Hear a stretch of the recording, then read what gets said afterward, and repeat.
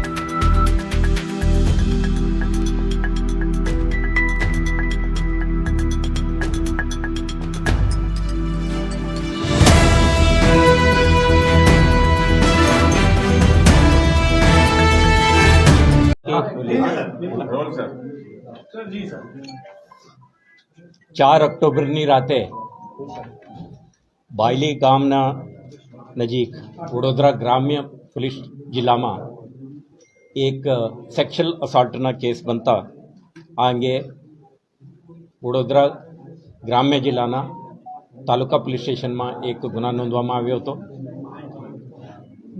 જેમાં BNS 2023ના કેટલાક કલમો અને પોક્સો એક્ટ 2012ના કલમો હેઠળ વિસ્તૃત ગુનો નોંધી તપાસ હાથ ધરવામાં આવેલ હતો। આ બનાવમાં જે વિક્ટિમ છે મૂળ વડોદરા શહેરના રહેવાસી છે અને જે રીતે ઘટનાક્રમ બન્યો હતો આના મહત્ત્વ, આના ઇમ્પોર્ટન્સને ધ્યાને રાખીને વડોદરા શહેર પોલીસ વડોદરા ગ્રામ્ય પોલીસને મદદમાં રહી ઇન્વેસ્ટિગેશનમાં, ડિટેક્શનમાં આપણા ટીમો પણ જોડાયા હતા।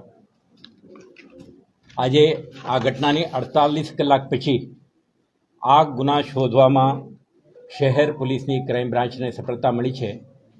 આ આપના સમક્ષ જાહેર કરતાં મને આનંદ થાય છે, કેમ કે આ એક હિયનસ ક્રાઇમ જેના લીધે શહેરમાં અને આખા જિલ્લામાં એક સેન્સેશન ઊભો થયો હતો અને આ મહત્ત્વના કેસને શોધી આરોપી સુધી પહોંચવાની આપણે સફળતા મળી છે। આ સમગ્ર ઘટનાક્રમને શોધવા માટે વડોદરા ગ્રામ્ય પોલીસ તો સક્રિય હતી જ। શરૂઆતમાં જ આપણા ક્રાઇમ બ્રાન્ચના ચુનંદા અધિકારીઓના જુદા જુદા ટીમોની રચના કરી હતી, જેમાં ટેકનિકલ ટીમો હતા।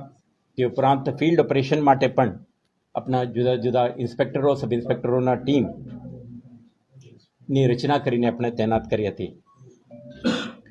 તપાસ દરમિયાન સ્થળ ઉપરથી આપણે કેટલાક ફિઝિકલ એવિડન્સ, બ્રોકન સનગ્લાસ વગેરે, સાથે સાથે ભોગ બનનાર તરફથી આપણા મળેલ વર્ણન અને એક વિક્ટિમના મોબાઈલ ફોન આરોપીએ લઈ ગયા હતા લૂંટીને, આના ઉપરથી થયેલ એક કોલ, તો આના મદદથી આપણે આ સમગ્ર કેસને ઉકેલ લાવવામાં સફળ થયેલ છીએ। જે સમગ્ર ગુનાની તપાસ દરમિયાન ક્રાઇમ બ્રાન્ચે મુખ્યત્વે મોબાઈલ ફોનની CDR અથવા ડેટા એનાલિસિસ, આના આધારથી આરોપીઓ કયો જગ્યાએ મૂવમેન્ટ કરી છે આના વિસ્તૃત જાણકારી આપણે ઇન્વેસ્ટિગેશન દરમિયાન મેળવવામાં આવેલું।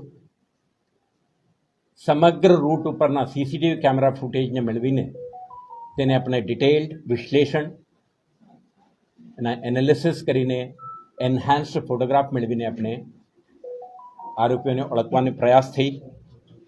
સાથે સાથે આરોપીઓ દ્વારા વાપરવામાં આવેલ મોટરસાઇકલનું પણ આપણે રજિસ્ટ્રેશન નંબર અને ડિસ્ક્રિપ્શનના આધારે આને પણ આપણે આઈડેન્ટિફાઈ કરવામાં સફળ થયા.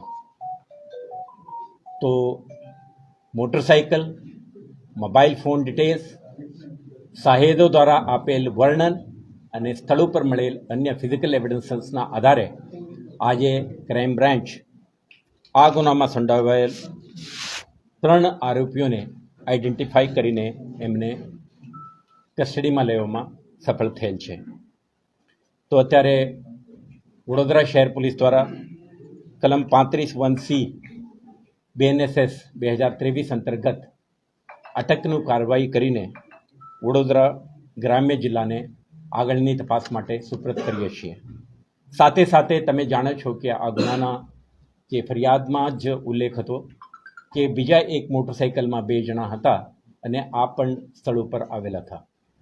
તો આમાંથી પણ આપણે 2 જણા અને એમના મોટરસાઇકલને આઈડેન્ટિફાઈ કરવામાં પોલીસને સફળતા મળી છે. આજની તારીખે આપણા કસ્ટડીમાં મુન્ના અબ્બાસ બંજારા 27 વર્ષનો ઉંમરવાળો છે. આપણા તાંદાલજા વડોદરા શહેરમાં રહે છે. મૂળ ઉત્તર પ્રદેશના રહેવાસી છે. એ જ રીતે મમતાજ ઉર્ફે અફતાબ સુબેદાર આ પણ વંજારા છે, જે નંબર 1ના ક્યુ સાથે એમના સંબંધ પણ છે, રિલેટિવ છે. આ પણ મૂળ ઉત્તર પ્રદેશના. અને ત્રીજો આરોપી શાહરૂખ કિસ્મત અલી બંજારા આ 26 વર્ષના ઉંમરના છે. આ પણ તંદાજા વિસ્તારમાં જ રહે છે અને મૂળ ઉત્તર પ્રદેશના છે. આ ત્રણેય આરોપીઓ લગભગ 10 વર્ષ પહેલાં વડોદરામાં એમ્પ્લોયમેન્ટના અન્વેષણમાં આવી ગયા હતા અને કન્સ્ટ્રક્શન સાઇટમાં આ લોકો પીઓપી વગેરેના કામ કરે છે. તો મૂળ ઉત્તર પ્રદેશ, ત્યાં કેટલાક સમયથી વસાહત કરતા આરોપીઓ તે દિવસે નીકળ્યા હતા અને પછી બાયલી ગામ આગળ એમને આ વિક્ટિમ અને એમના જે સાથી હતા, ફ્રેન્ડ હતા, એમને જોતા લોકોએ આ બનાવને અંજામ આપ્યું છે એવા વિગતો તપાસ દરમિયાન અત્યાર સુધી આપણે પ્રાથમિક તબક્કે આપણે મળ્યું છે. આ ડિટેક્શન ઇન્વેસ્ટિગેશન પોલીસ અધિકારીઓના હાર્ડવર્ક, ડેડિકેશનનું એક ઉદાહરણ છે. સાથે સાથે આપણે સમગ્ર ઘટનાક્રમની ઇન્વેસ્ટિગેશન અને ડિટેક્શનમાં આધુનિક ટેકનોલોજીની મહત્તમ ઉપયોગ કરી છે. CDR, tower data analysis, forensic વિશ્લેષણ, CCTV ફૂટેજની સ્માર્ટ એનાલિસિસ માટે જુદા જુદા ટૂલ્સની ઉપયોગ આપણા ટીમે સારી રીતે કરી છે.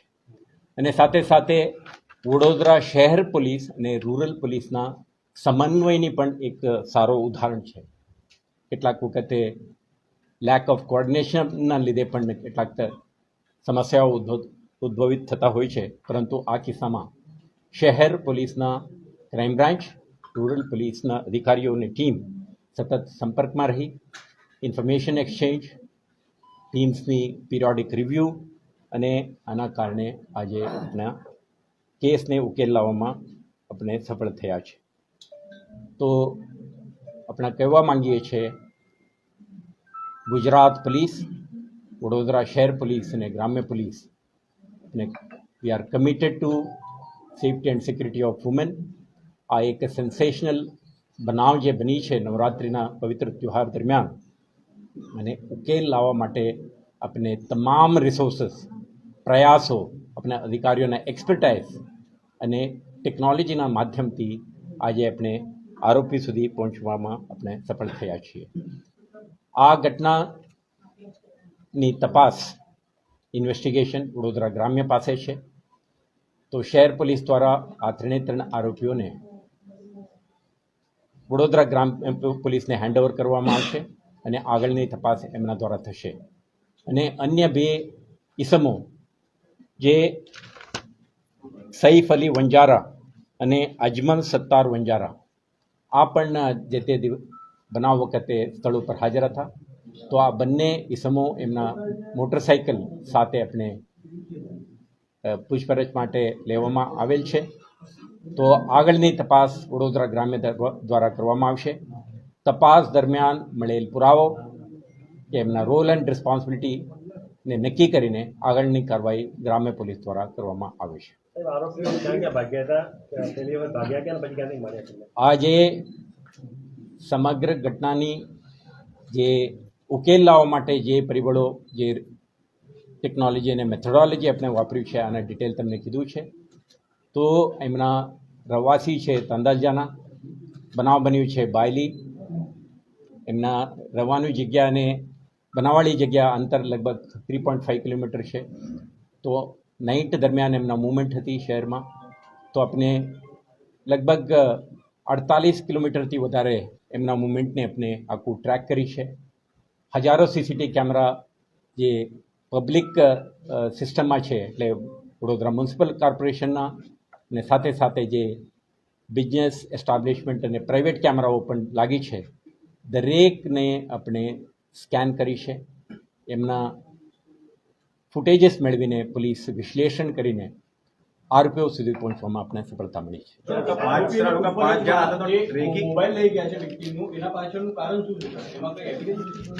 અત્યારે આપણે આ તબક્કે ગુનાના તપાસ વડોદરા ગ્રામ્ય પોલીસ પાસે છે. એટલે જે આજની તારીખે આપણે સમક્ષ શેર કરવા માગું છું, તો 3 આરોપીઓ અટક થયા છે. એમના દ્વારા વાપરેલી એક મોટરસાઇકલ પણ રિકવરી થયું છે. અને જે આરોપીઓના પ્રાથમિક પૂછપરછમાં મોબાઈલ ફોન આજે મળી આવ્યું નથી. આ અંગે વધારાના તપાસ થશે. અને એમને જે સાથે બીજા 2 જણા હતા મોટરસાઇકલ સાથે, આ 2 જણા અને મોટરસાઇકલ પણ આપણા પાસે છે, પરંતુ આ તપાસનું વસ્તુ છે. એટલે આ ગુનાની ગંભીરતા અને ઇમ્પોર્ટન્સ ઇન્વેસ્ટિગેટિવ એક્સરસાઇઝ માટે જે બેસિક કોન્ફિડેન્શિયાલિટી એન્ડ અધર ડિટેલ્સને ધ્યાને રાખીને વડોદરા રેન્જના આઈજીપી સાહેબ પણ મારા સાથે જ છે, એસપી વડોદરા ગ્રામ્ય પણ આપણા સાથે છે. તો એમનો આખા ટીમ નેક્સ્ટ ફ્યુ અવર્સમાં કે દિવસોમાં આ સમગ્ર ઘટના અંગે વિસ્તૃત તપાસ હાથ ધરી તમને વખત તપાસમાં બહાર નીકળતા તથ્યો અને થતી પ્રગતિ અંગે આપને પણ જાણકારી આપશે. મીડિયાના માધ્યમથી જાહેર જનતાને આપણે કહેવા માંગીએ છીએ કે નવરાત્રિ દરમિયાન શહેરમાં અને સમગ્ર જિલ્લામાં મહિલા સુરક્ષા અંગે ડિટેલ્ડ સિક્યુરિટી પ્લાન હતી. આ ઘટના બની છે અને આપણે આરોપી સુધી પહોંચવામાં આપણે સફળ થયા છીએ. અને આવતા દિવસોમાં જે ચાલનાર નવરાત્રિના તહેવાર માટે શહેર વિસ્તારમાં આપણે મહત્તમ પોલીસની ડિપ્લોયમેન્ટ, ટેકનોલોજીનો ઉપયોગ, આપણા વિઝિબિલિટી અને આપણા પેટ્રોલિંગ અને અંધારાવાળા વિસ્તારોમાં આપણા પ્રેઝન્સના લીધે આવા બનાવો અટકાવવા માટેનું પણ આપણા કટિબદ્ધતાથી, મહેનતથી આપણે કાર્યરત છીએ. અને અશ્યોરન્સ આપવા માંગીએ છીએ કે મહિલા સુરક્ષા માટે ગુજરાત પોલીસની, શહેર પોલીસની અને ગ્રામ્ય પોલીસની કટિબદ્ધતા આપણે રીઇટરેટ કરવા માંગીએ છીએ. Thank you. આપને